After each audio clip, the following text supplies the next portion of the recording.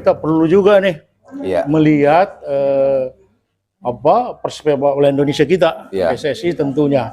Tapi sebelum dulu saya isap dulu sebentar. Ya. Siap. Sisa Puang Bro. Ya. Oke, kita lanjut. Pak Opan ini kan PSSI kita ini kan persepak bola Indonesia ini kan sudah 19 kali pergantian ketua umum. Betul. Dan pertama kali itu ketua umum pertama itu kan Suratin. Pak Suratin sekaligus itu, pendiri ya. Ya, pendiri. Itu periode itu 1930 sampai 1940. Iya. Dan sekarang kalau kita hitung jumlah sudah tahunnya. Oh iya. Tahunnya ini kan sekarang kan 2022. Iya, betul. Berarti kan sudah 92 tahun. Betul sekali. PSSI ini sudah sangat tua ya. Nah, mengalahkan ulang tahun kemerdekaan kita. Iya. Ya kan?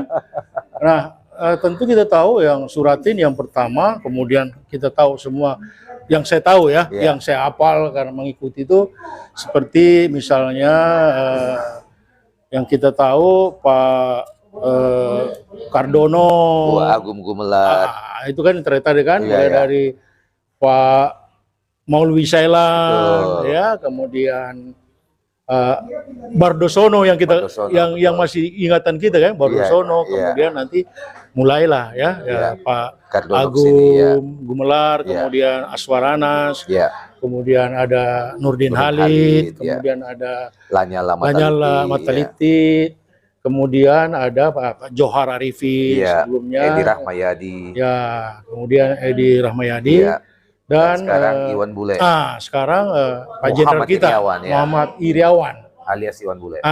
Iwan Bule. Berarti ini kan sudah 14 kali pergantian. Betul. Tapi di tahun yang paling sering pergantian itu di 2019. Iya. Itu bisa sampai 4 kali ya. 4 kali pergantian ya 2019. Ya, itu sampai terakhir kan kita panggil Pak Jenderal Iwan Bule. Iya. Nah, kalau kita amati selama ini PSSI kita ini mungkin kita bisa katakan pasang surut atau memang surut. Cenderung surut. Ya. Sehingga kita sebagai yang mengikuti persepak bola Indonesia, Pak Opan tentu sangat tahulah ya. Sangat tahu persepak bola kita gimana, walaupun mungkin sempat di luar, tapi kan mengamati juga ya di Indonesia bahwa sebenarnya sudah 19 kali ketua ini, masalahnya di mana sih Pak Opan PSSI kita ini? Kira-kira ya untuk secara umumnya. Betul. Yang pertama saya sepakat kalau tadi Puang Bro menyebut kata pasang surut, kalimat pasang surut, maka saya lebih suka menyebutnya sebagai surut doang. Surut ya? Surut. Belum ada yang menonjol. Belum ada yang betul-betul bisa kita banggakan. Apalagi dari sisi prestasi ya. Nah, fakta-fakta dalam beberapa tahun belakangan ini juga lah yang membuat saya akhirnya berposisi sebagai pengamat yang kritis terhadap PSSI sampai detik ini. Ya terutama tingkat kritis saya semakin tinggi pasca tragedi Kanjuruhan. Ya, sekitar 2 bulan yang lalu. Tapi mungkin sebelum ke Kanjuruhan, kita akan sebelumnya dulu lihat itu masa-masa kepengurusan itu ada apa sih sebenarnya? Betul. Jadi begini, Suratin itu kan spirit awal dalam mendirikan PSSI atau Persatuan Sepak Bola Seluruh Indonesia tahun 1930. Semangatnya adalah semangat juang untuk bisa berjuang meraih kemerdekaan melalui jalur sepak bola. Diplomasi sepak bola itu. Dan kalau kita melihat itu, semangat itu terpatri dalam mukadimah PSSI ya.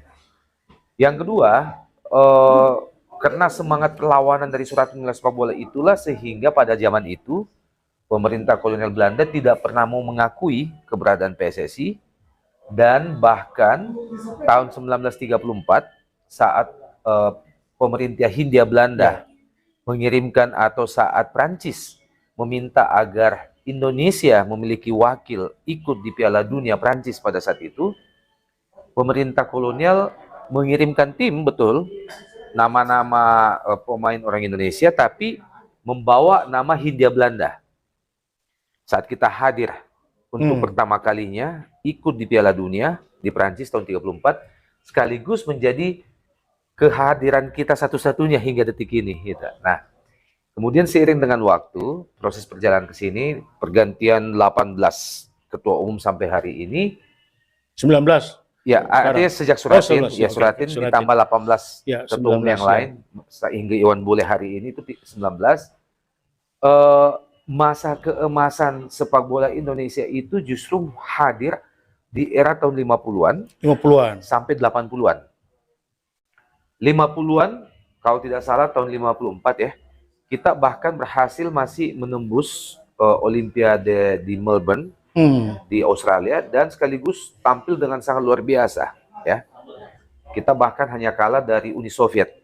Ya. Dengan pertarungan yang depending hingga besoknya, karena kita tidak juga kalah ya. Iya. Kemudian 70-an kita mulai menjelma menjadi macan Asia. Ya. Macan Asia, dan kita sampai tahun 80-an itu kelas kita udah kelas Asia, bukan Asia Tenggara. Karena kalau Sudah Asia Tenggara Asia, ya? Karena kalau Asia Tenggara kita sering menjadi, kita rajanya lah. Raja. Hingga tahun 80-an. Selalu pemenang lah ya. Juara, selalu juara. Terakhir kalau Asia Tenggara itu kita juara SEA Games Manila 1991. Oh, 91. 91, masih ada Ricky Yaakob main di situ almarhum misalnya. Dan praktis mulai di era 90-an akhir sampai ke sini, itu prestasi itu makin redup. Makin jauh panggang dari api. Sehingga saya tadi menyebut bahwa kita malah surut. Surut ya malah jika ya. dibanding dulu ya. Malah 50-an sampai 70, 70-an, 80-an. bagus ya, 80-an. ya. Kalau Pong Bro ingat, bahkan sampai tahun 86 Asian Games di Korea, kita masih lolos ke semifinal loh. Wah. Masih ada di 4 besar Asian Games tahun 86. Saat itu kita dilatih oleh Barce Matulapelwa. Oh, ya. Artinya pelatih sendiri ya? Pelatih sendiri. Ya. Pelatih sendiri. Kemudian kita masih diperkuat oleh pemain-pemain seperti Heri Kiswanto, ya kan, kemudian Ricky Yaakob, Dede Sulaiman, kayak gitu-gitu. Kita masih lolos sampai ke babak semifinal, dan kita di semifinal kalah oleh tuan rumah Korea. Ya. Kemudian di saat masa keemasan kompetisi kita, Galatama maupun Perserikatan tahun 80-an, dua raksasa sepak bola Asia yang ada saat ini, terutama Jepang, itu belajar ke kita ya, malah ya? Belajar ke kita tahun 80-an. Bagaimana mengelola kompetisi lokal dengan baik. Belajarnya ke kita, Pong Bro. Kemudian Jepang tertarik untuk mengadopsi Galatama. Galatama. Ya. Galatama. Kemudian, itu liga ya, liga Indonesia kita ya. Belum jadi liga, belum. Oh, belum. Waktu itu perserikatan masih terpisah dengan Galatama. Oh. Jadi kalau perserikatan itu pada saat itu kita sebut sebagai kompetisi negeri, kompetisi plat merah. Dalam ya. Plat merah, karena itu diikuti oleh tim-tim perserikatan yang mewakili daerah, mewakili provinsi ataupun kota, dan didukung sepenuhnya oleh pemerintah daerah. Sebaliknya Galatama itu kita sebut sebagai kompetisi swasta. Klub itu ya, bukan klub ya, Galatama. Betul, klub swasta. Karena sepenuhnya diikuti oleh klub-klub yang lahir dari perusahaan-perusahaan swasta. Ya.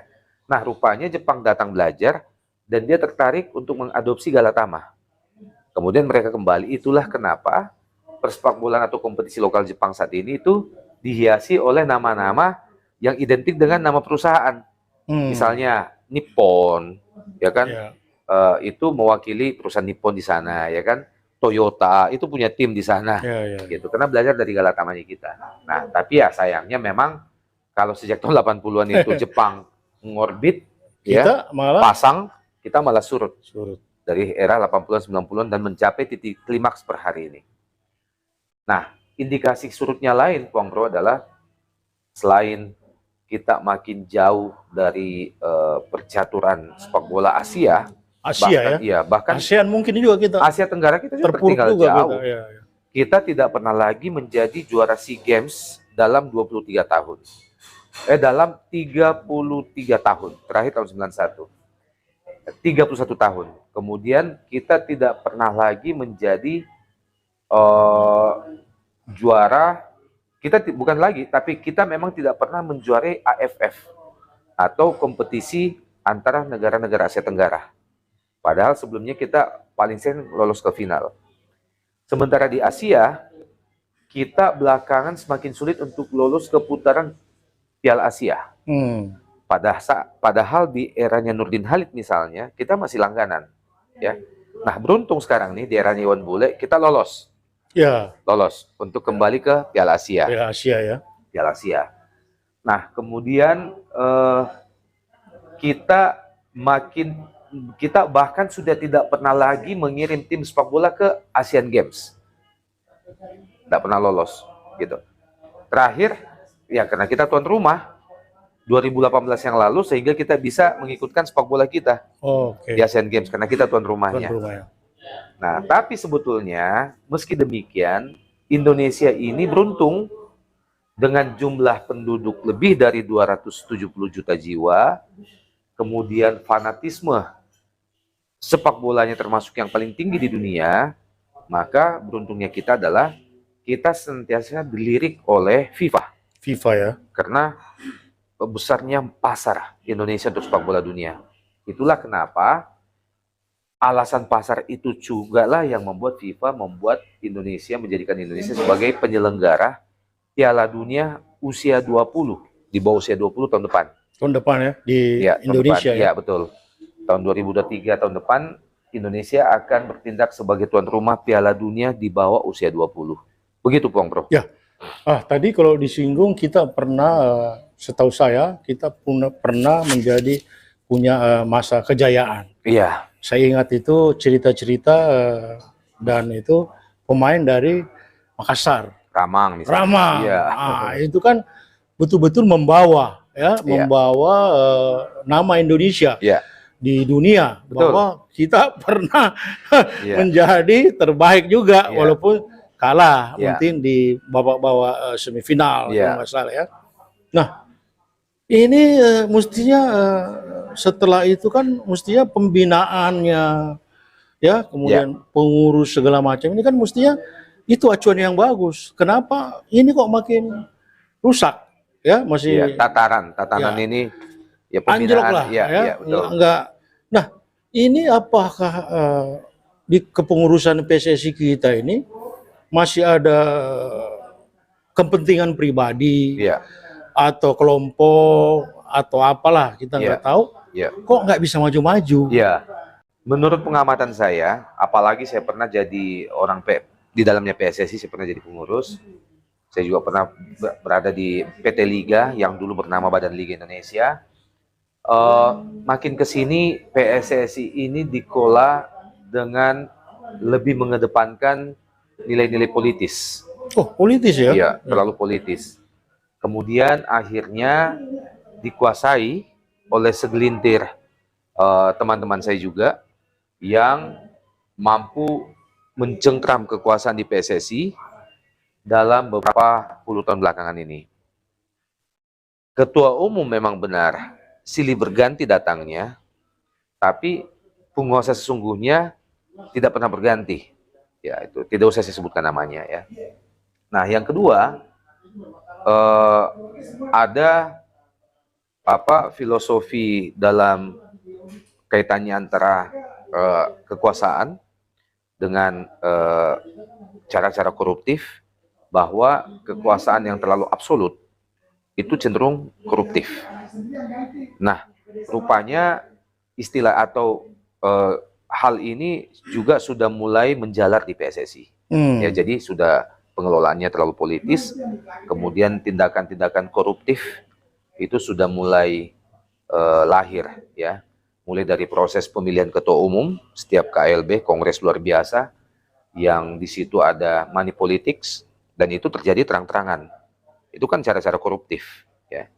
Kemudian kedua, hal lain yang membuat PSSI makin terpuruk dalam mengelola sepak bola Indonesia kaitannya dengan prestasi tim nasional adalah bahwa proses-proses yang terjadi di dalam pengelolaan itu ya prosesnya itu cenderung dalam tanda kutip tidak transparan, tidak koruptif itu tidak transparan. Padahal PSSI dewasa ini sudah menjelma menjadi tidak hanya panggungnya yang luar biasa, tapi juga uang yang dikelola mereka itu luar biasa besarnya. Kalau dulu saja di zaman era Nurdin Halid, pada saat itu PSSI praktis tidak punya uang, ya, tapi hanya karena punya panggung megah, panggung besar, sehingga Nurdin Halid yang walaupun pada saat itu dalam keadaan berada di dalam tahanan, itu tidak rela untuk melepaskan PSSI, apalagi sekarang yang selain panggungnya yang megah dan semakin besar, PSSI juga sudah memutar uang sedemikian, udah angka triliun, Besar ya, udah angka sangat triliun. besar sekali.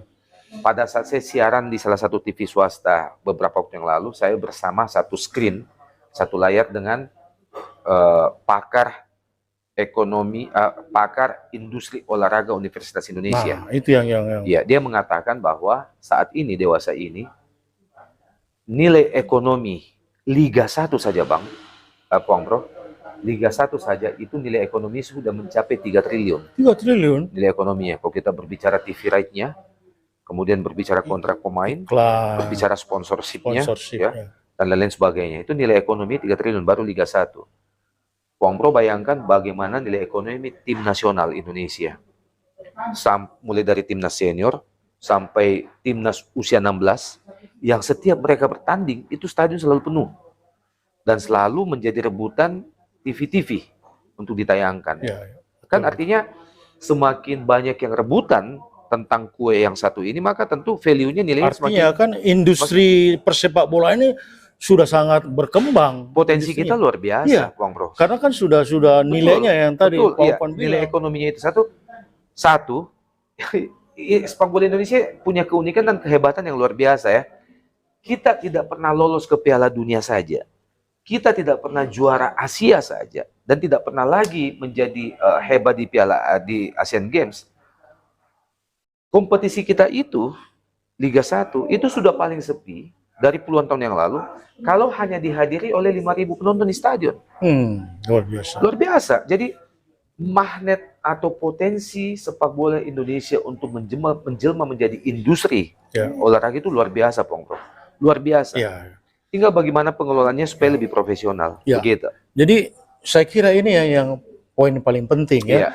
Karena setahu saya dulu bagaimana PSSI ini betapa sulitnya mencari dana. Iya, betul. Berapa macam lah pemerintah buat supaya ada apa istilah dulu itu, SDSB, ada Porkas, segala macam kan. Itu untuk olahraga ya. Olahraga dan sepak bola tentunya. Terutama sepak bola karena kita memang idola. Iya. Ya, kita rakyat Indonesia ini olahraga masyarakat, pestanya masyarakat. Dan ini kalau ada pertandingan mau rumahnya di Makassar, dia akan datang ke Jakarta ke teman. Nah, saya ingat ini sehingga kalau dilihat tadi sudah nilai ekonominya sudah sekian besar gini. Nah, mestinya kan makin bisa ditata lebih bagus. Ya, artinya kepengurusannya. Nah, apa karena tiba-tiba ada uang besar seperti ini, tiba-tiba mereka mau berlomba-lomba untuk mencari ini. Jadi betul. Seperti yang saya gambarkan tadi, Pong Bro, bahwa di zaman beberapa tahun yang lalu saja, saat PSSI tidak memiliki uang, hanya memiliki panggung yang megah untuk orang-orang yang butuh panggung, pada saat itu saja daya magnetnya posisi ketua umum itu sudah luar biasa. Apalagi sekarang, selain masih memiliki panggung yang megah, juga punya dana yang luar biasa, punya uang yang luar biasa PSSI ini besarnya. Nah, ini tentu membuat orang-orang yang bercokol atau menguasai PSSI semakin enggan untuk melepaskannya. Sehingga regenerasi kepengurusan PSSI, kita tidak berbicara pada level ketua umum ya. Karena saya tadi menyampaikan bahwa ketua umum itu silih berganti. Bahkan pernah di 2019 terjadi pergantian sangat cepat ya. 3-4 kali. Tapi pada level kepengurusan di exco-nya ya, di eksekutif komitenya sampai kepada ketua pengprovnya atau asprofnya, itu mereka enggan melepaskan kekuasaan mereka karena itu panggung dan uangnya ada gitu. Nah, saya selalu menyebut saat saya diwawancara oleh media bahwa salah satu-satunya sosok atau tokoh yang bisa merubah persepak bolaan kita saat ini adalah Presiden Republik Indonesia, Jokowi. Di luar itu tidak ada. Itu karena beliau. Karena artinya begini, cengkraman tangan-tangan atau kekuasaan kelompok di PSSI ini hanya bisa berubah jika Pak Jokowi yang ingin merubahnya. Kalau hanya selevel menteri, nggak bisa. Tidak Walaupun bisa. sekarang ini kan kita ketua PSSI kita sekarang Iwan Bule ini kan seorang jenderal polisi. Iya. Mestinya kan kayak seperti ada hal-hal yang negatif, Iya, betul. hal-hal yang tidak transparan. Iya. Tentu kan sebenarnya Harusnya bisa sudah dituntaskan ya. eliminir, Iya, sudah bisa diselesaikan. dihilangkan sehingga Iya. ke depan Iya. makin Saya sepakat, Bang Bro. Salah satu alasan utama kenapa Pak Iwan Bule bisa naik menjadi ketua umum PSSI pada saat itu adalah karena maraknya kasus-kasus mafia wasit yang Betul, ya. yang beberapa tahun, 3-4 tahun yang lalu kita kenal dengan dan bukan hanya itu skor, ya, pengaturan match skor. fixing. Iya, Itu namanya match fixing. Ya, match fixing. Nah, itu mulai marak pada saat itu. Kemudian karena itu sudah sangat terjadi dengan vulgar, ya, match fixing itu, pengaturan skor itu, maka akhirnya Kapolri geram, Pak Tito Karnavian pada saat itu. Kemudian dibentuklah Satgas Pemberantasan Mafia Wasit atau Pengaturan Skor Pengaturan skor, betul. oleh Mabes Polri. Yang kalau tidak salah ketuanya Pak Iwan Bule pada saat itu. Nah, sehingga keterpilihan Pak Iwan Bule memberikan harapan kepada kita semua pencinta sepak bola Indonesia bahwa alhamdulillah Pak Iwan Bule yang sudah sangat mengetahui tentang adanya match fixing itu, seperti harapan Bang Bro tadi, bisa mengklirkan masalah itu, Iya. bisa memberantas mafia-mafia itu. Mafia, betul ya. Tapi seiring dengan waktu, Pak Iwan Bule sudah 2 tahun lebih menjadi ketua umum PSSI, ternyata pemberantasan itu tidak terlihat juga, ya. Justru maaf, sebaliknya nama-nama yang kerap nama-nama yang kerap disebut sebagai bahagian dari match fixing itu justru saat ini masih tetap menduduki posisi-posisi penting ya, di PSSI. di PSSI. Ada beberapa nama yang sempat disebut-sebut oleh media massa justru sekarang ini sebagai eksekutif komite, gitu loh. Nah, ini yang membuat akhirnya harapan kita sirna kembali. Justru saya melihat bahwa Pak Iwan Bule malah hanyut, terbawa oleh mereka-mereka yang merusak sepak bola Indonesia. Oke. Gitu. Menarik sekali nih, Iya.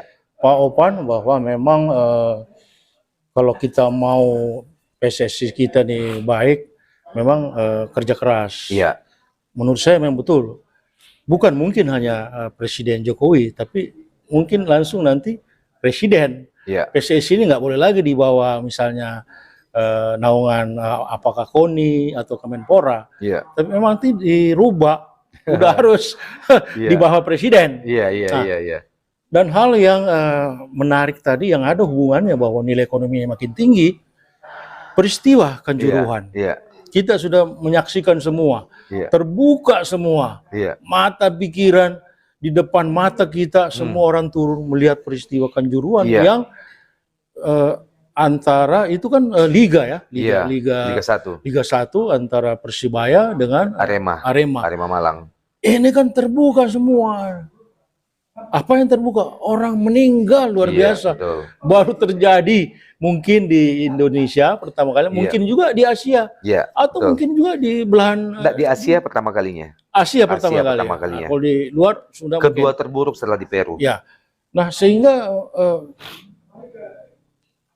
kemungkinan akibat Kanjuruhan ini, apakah ini bisa menjadi acuan awal untuk PSSI kita ini berubah total, ya, transformasi berubah total, sehingga akan ada perubahan juga total yang bisa memperbaiki. Nah, tentu ini menurut saya banyak korban ya Kanjuruhan. Kita baca semua, kita nonton korbannya misalnya dari kepolisian, ya.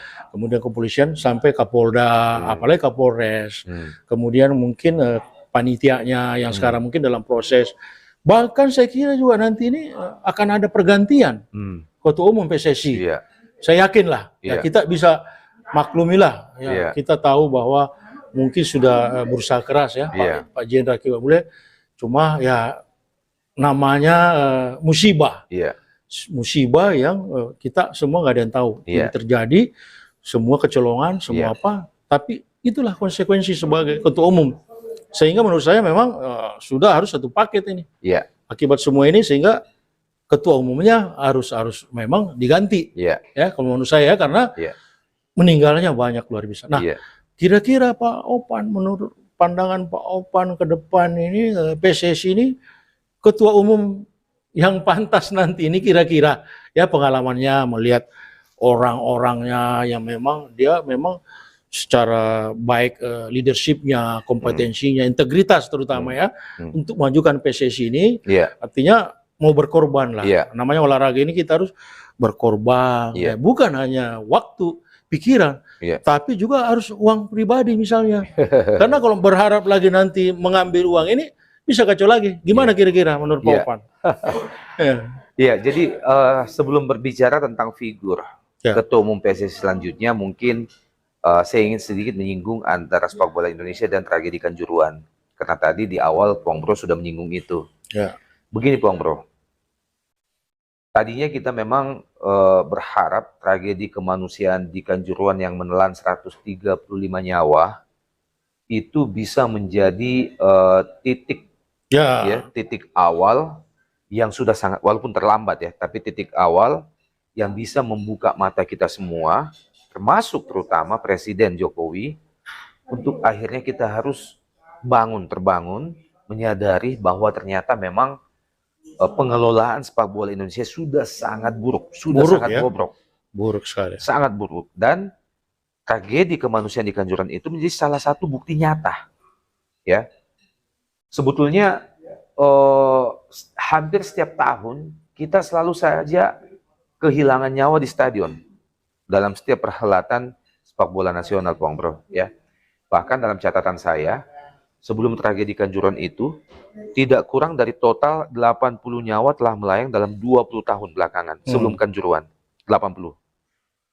Terakhir di awal tahun ini terjadi tragedi di Stadion Bandung Lautan Api Bandung yang menelan 1 korban jiwa, dan pada saat itu saya menyampaikan ke televisi bahwa jika kejadian demi kejadian yang merenggut nyawa ini, ya tadinya kita berharap tragedi Kanjuruhan ini bisa menjadi pijakan untuk kita bertransformasi total, ya. Pak Jokowi langsung meminta Menko Polhukam membentuk TGIPF, Tim Gabungan Independen Pencari Fakta. Rekomendasinya jelas keluar. Kemudian Komnas HAM juga sudah mencari fakta. Rekomendasinya juga jelas sudah keluar. Nah, yang menjadi kekecewaan kita, terutama saya saat ini, adalah bahwa ternyata rekomendasi TGIPF itu hanya sekedar rekomendasi. Kemudian rekomendasi Komnas HAM juga hanya sekedar rekomendasi.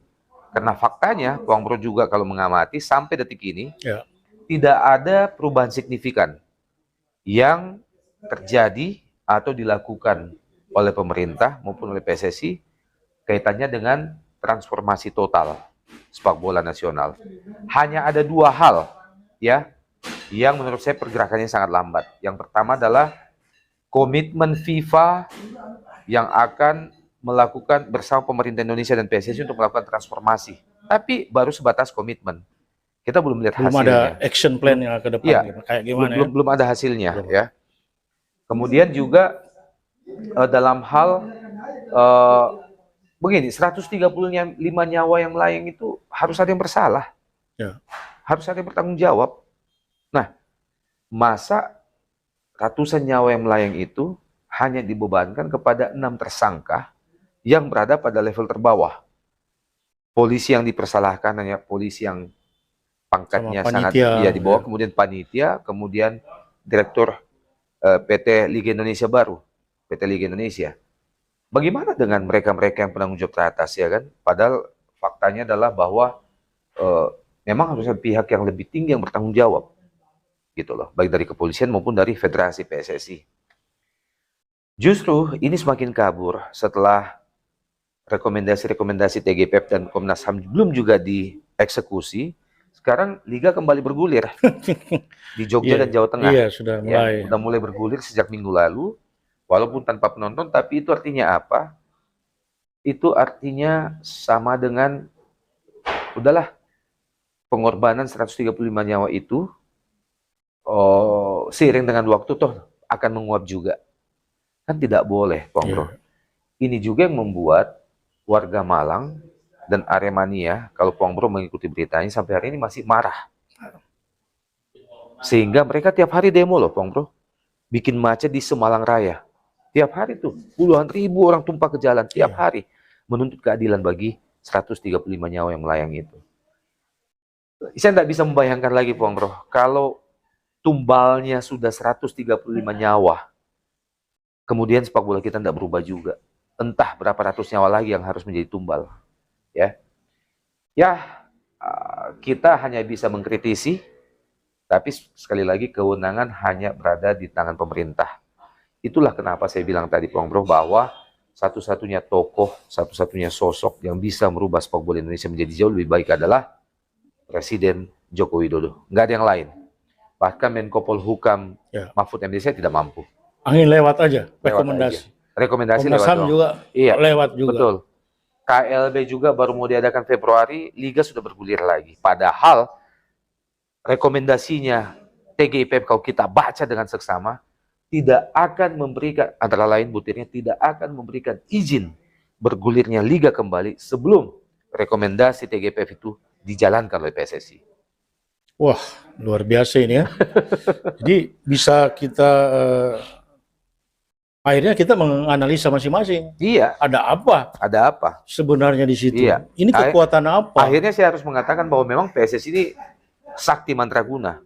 Pengurus-pengurus PSSI itu sakti mantraguna. Karena 135 nyawa melayang saja tidak membuat mereka bergeming.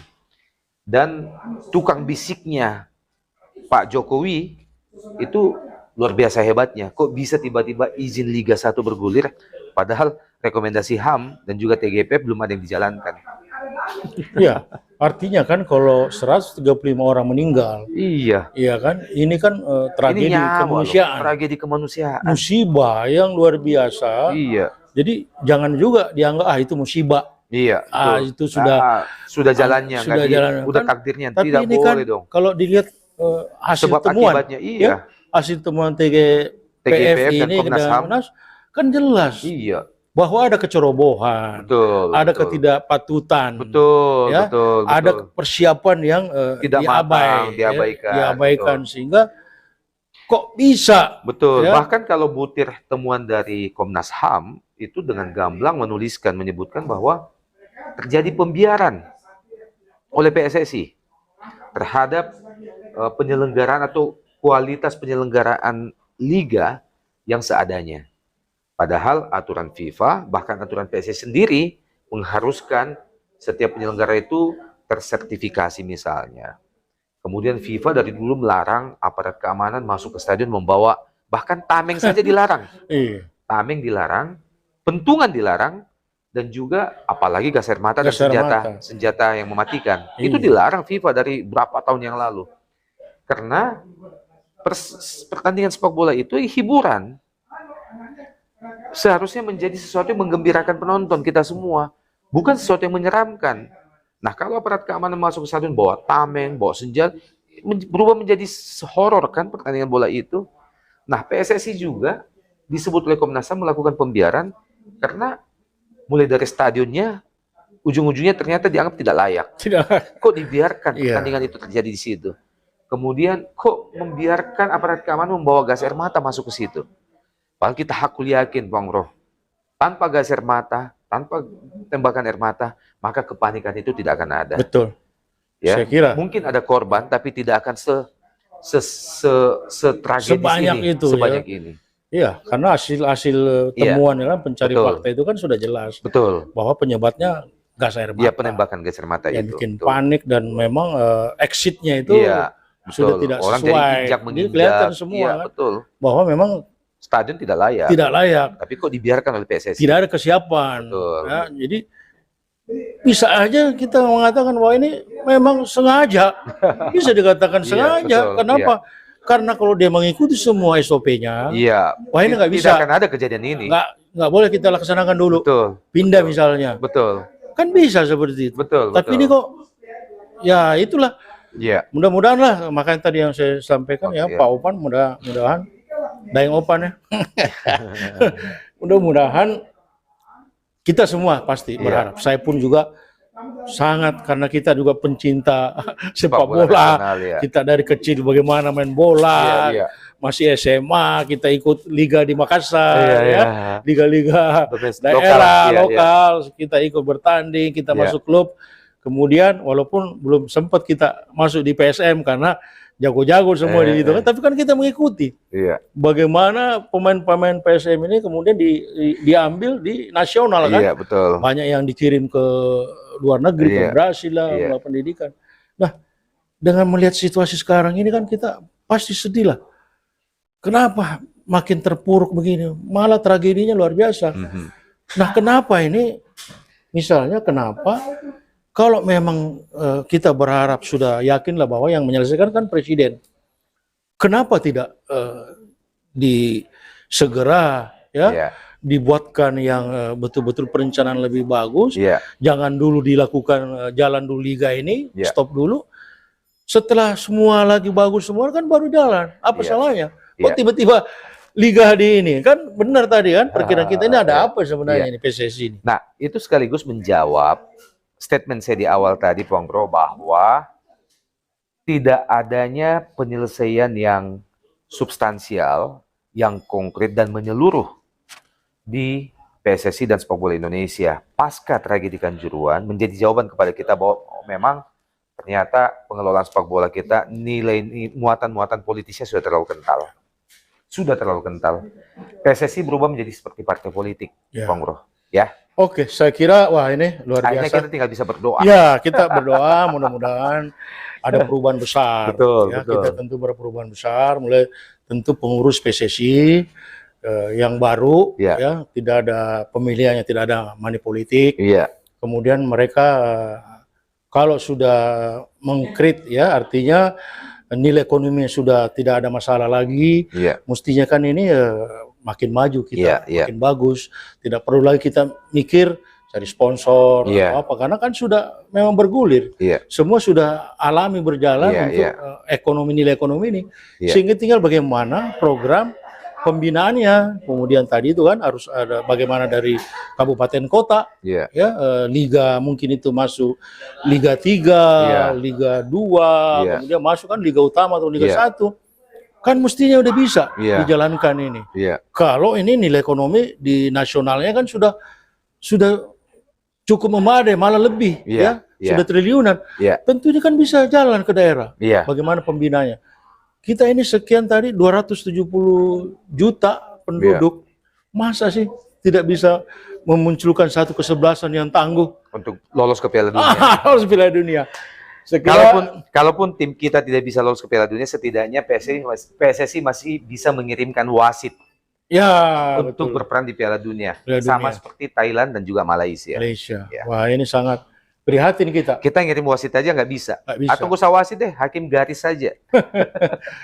Oke, Oke, saya kira Pak Opan, terima kasih Pong Bro. terima kasih Pak Opan Lamara. Bincang-bincang kita ini di sesi terakhir ya, Iya. masalah PSSI, tentu ini semua perhatian kita semua, Iya. karena kita semua pencinta olahraga, ya, sehingga ke depan memang kita berharap Iya. ya, adanya kepengurusan baru, Iya. ya, ada kepengurusan baru bisa merubah semua. Iya. Nah, ini kembali lagi ya ke pemerintah. Iya. Nah, siapa ini yang punya kemampuan untuk Iya. merubah Iya. secara total? Nah, kita nggak tahu. Mudah-mudahan walau alam, Iya. mudah-mudahan nanti akan muncullah pemimpin, iya. sosok ya yang kita harapkan. Kalau sekarang ini kita memang belum bisa Iya. melihat siapa sih yang punya dedikasi di situ, Iya. integritas untuk majukan PSSI, Bola, ya. merubah semua ya. Saya kira itu. Terima kasih sekali Pak Opan. Terima kasih Pong Bro. Sudah kita di tempatnya, kita lakukan channel kita. Sisa Buang Bro, ya, obras, ya, obrolan santai tanpa batas. Iya. Terima kasih Terima kasih Pong Bro. Pak Opan. Nah, mudah-mudahan kita bisa ketemu lagi nanti Amin. ulasan di final. Amin. Ya, Amin. Pak Opan ya. Siap. Siap. Assalamualaikum warahmatullahi wabarakatuh. Waalaikumsalam warahmatullahi wabarakatuh.